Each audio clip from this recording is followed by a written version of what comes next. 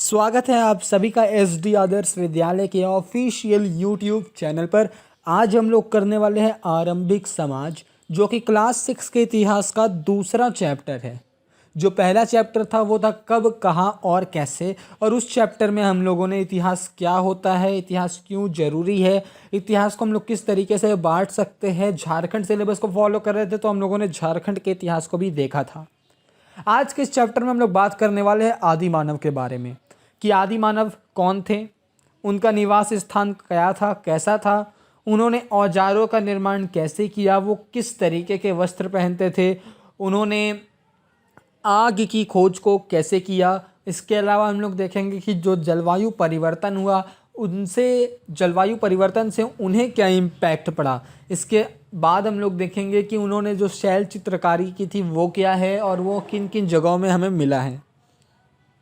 तो चलिए शुरू करते हैं चैप्टर के फर्स्ट पैराग्राफ से। प्राचीन काल में जब मनुष्य इस पृथ्वी पर आया होगा तो उस समय उसका कोई अपना समाज नहीं था। वह अपने भोजन की खोज में इधर उधर भटकता रहता था। लोग खाने के लिए जंगली जानवरों का शिकार करते थे, मछलियाँ और चिड़िया पकड़ते थे, फल, कंदमूल, दाने, पौधे, पत्तियाँ, अंडे इकट्ठा किया करते थे। हमारे उपमहाद्वीप जैसे गर्म देशों में पेड़ पौधों की अनगिनत प्रजातियां मिलती है, इसलिए हर मौसम में पेड़ पौधों से मिलने वाली खाद्य पदार्थ भोजन के महत्वपूर्ण स्रोत थे। तो बच्चों, यहाँ से यहाँ तक जो अभी मैंने रीड किया है, इसमें बताया गया है कि प्राचीन काल में जो आदि मानव रहते थे उनके पास खाने के क्या क्या वेराइटीज़ या फिर हम लोग कह सकते हैं ऑप्शन क्या थे। लेकिन अब हम लोग देखेंगे क्या डिफ़िकल्टीज़ थी इन ऑप्शंस को फॉलो करने में, ठीक है। लेकिन यह सब कर पाना आसान नहीं था। पेड़ पौधों से खाना जुटाने के लिए यह जानना ज़रूरी है कि कौन से फल खाने योग्य है और कौन से नहीं, क्योंकि कुछ फल विषैले भी होते हैं। ऐसे कई जानवर हैं जो हमसे ज़्यादा तेज भागते हैं तथा हमसे ज़्यादा ताकतवर भी होते हैं। जानवरों के शिकार के लिए और चिड़िया या मछलियाँ पकड़ने के लिए इन्हें बड़ा सतर्क, जागरूक और तेज होना पड़ता था। आज हम इन्हें आर्कटेक या खाद्य संग्राहक के नाम से जानते हैं। अब जो हम लोगों ने यहाँ आर्कटेक के बारे में बात किया, इनको हम लोग शिकारी समुदाय भी कह सकते हैं। अब हम लोग देखेंगे कि ये हमेशा अपना जगह क्यों बदलते रहते थे, ठीक है। एक बात मैं यहाँ पर आपको बता दे रहा हूँ कि जो शिकारी समुदाय के लोग होते थे वो जगह जगह घूमते रहते थे खाने की तलाश में। तो क्या क्या कारण थे, ये अब हम लोग 4 कारण देखेंगे। पहला, एक ही जगह पर ज़्यादा दिनों तक रहने पर वे आसपास के पौधों, फलों और जानवरों को खाकर समाप्त कर देते थे। दूसरा, जानवर भी अपने भोजन के लिए जगह बदलते थे। तीसरा, अलग अलग स्थानों पर अलग अलग मौसम में पेड़ों और पौधों में फल फूल होते थे। चौथा, पानी की आवश्यकता के कारण भी घूमते रहते थे, क्योंकि जल स्रोत में हमेशा पानी नहीं रहता था। तो ये 4 कारण थे जिसकी वजह से शिकारी समुदाय हमेशा अपना स्थान बदलते थे। अब हम लोग देखेंगे उनका निवास स्थान क्या था।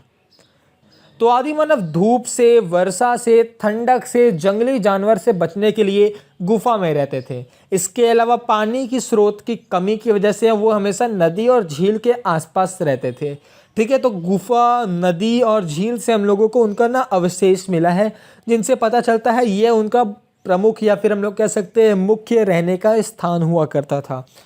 तो अब हम लोग देखेंगे पाषाण कालीन औजारों के निर्माण, यानी जो आदि मानव थे जो औजार यूज़ करते थे वो किस तरीके के बने होते थे। तो 2 विधि से हम लोगों को पता चला है कि आदि मानव अपने औजारों का निर्माण करते थे। पहला है पत्थरों को पत्थरों से टकराकर वो औजार बनाते थे, यानी एक बड़े पत्थर को एक छोटे पत्थर से मार मार कर उसको हथियार का रूप दे देते थे। और दूसरा विधि यह है कि दबाव विधि का वो यूज़ करते थे।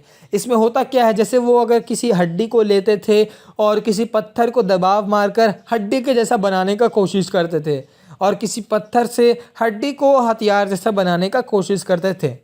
तो ये 2 विधि हम लोगों के सामने आई है कि आदि मानव किस तरीके के औजार बनाते थे। औजारों के बाद अब हम लोग बात करेंगे वस्त्रों के बारे में। वस्त्रों का निर्माण, तो ठंड से बचने के लिए आदि मानव क्या करते थे, वो पेड़ की पत्तियां या फिर जानवर के खाल का उपयोग करते थे, ठीक है, और वस्त्र के तौर पर इनको पहनते थे।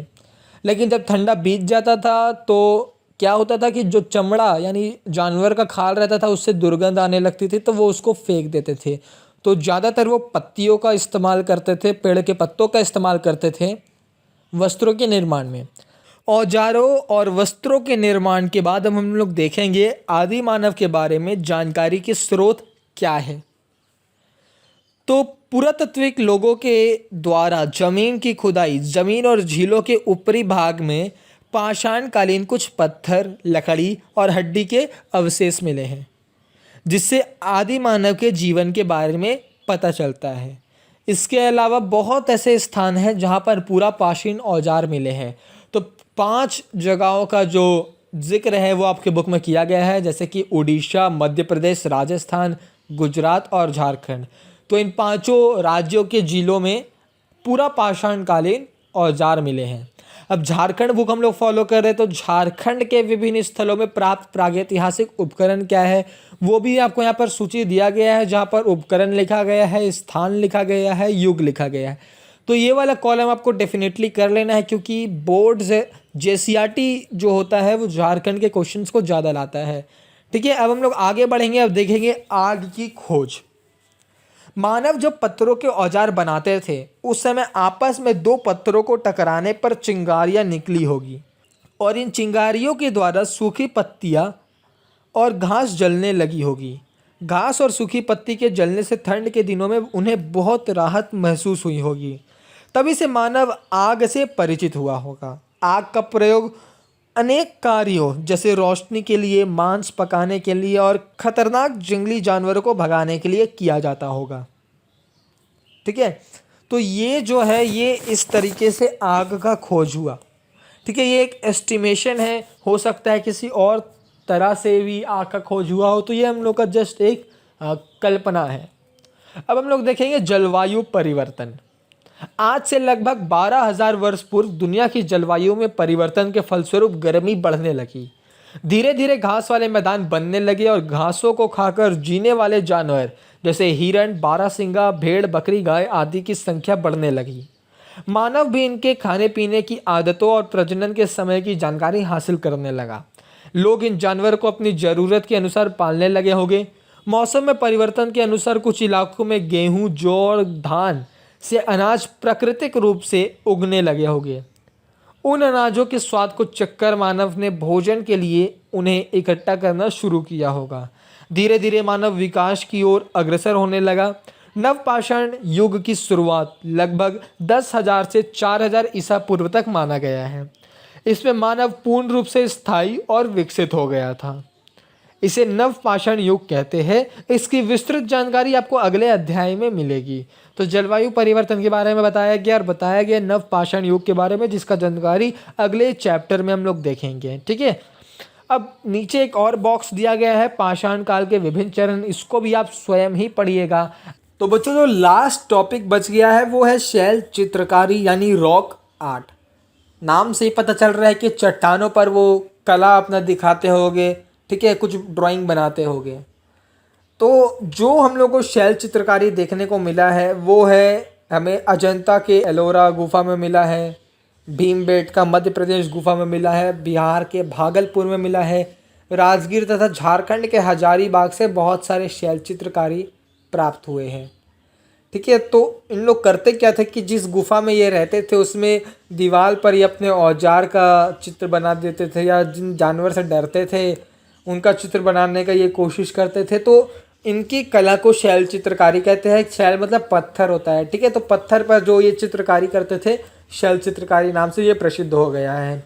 तो बहुत जगह पर हम लोगों को शैल चित्रकारी देखने को मिलता है। जगह का नाम मैंने बता दिया है। इसके अलावा झारखंड के हजारीबाग, गढ़वा, रांची, इन सब जगहों पर भी शैल चित्रकारी प्राप्त हुआ है। ठीक है, और जिसके जो खोज करता है वो है कुछ इस तरह से है कि जो हजारीबाग में शैल चित्रकारी प्राप्त हुआ है वो खोज किया गया था बुले इमाम के द्वारा। रांची में डॉक्टर बिंदुला जयवाल के द्वारा है। तो ऐसे 4 नाम हैं, ये आपको पढ़ लेने हैं। इसके अलावा नीचे और इसके पीछे वाले पेज पर शैल चित्रकारी के बारे में जहाँ जहाँ प्राप्त हुआ है उनके बारे में कुछ इन्फॉर्मेशन दी गई है। तो इसको आपको स्वयं कर लेना है, एक बार आप पूरा पढ़ लीजिएगा, ज़्यादा हार्ड नहीं है। जिसे बस बताया गया है कि जो ये मिला है ये कहाँ पर मिला है, ये पहाड़ी के अंदर में है और ये कितना बड़ा है, इसमें क्या दर्शाया गया है, बस इतना ही कुछ है। ठीक है, तो पीछे वाला पेज तो ये वाला आपको स्वयं कर लेना है। तो इसी के साथ ये चैप्टर हो जाता है समाप्त। आगे आपको दिया जा रहा है कुछ चैप्टर के एक्सरसाइज यानी कि प्रश्न उत्तर, उसको आपको स्वयं लिखना है, याद भी करना है। और आपको क्या करना है, आपको करना है इस वीडियो को लाइक, चैनल को सब्सक्राइब और उस बेल आइकन को प्रेस कर लेना है ताकि आप एक भी नोटिफिकेशन मिस ना करें। Thanks for watching.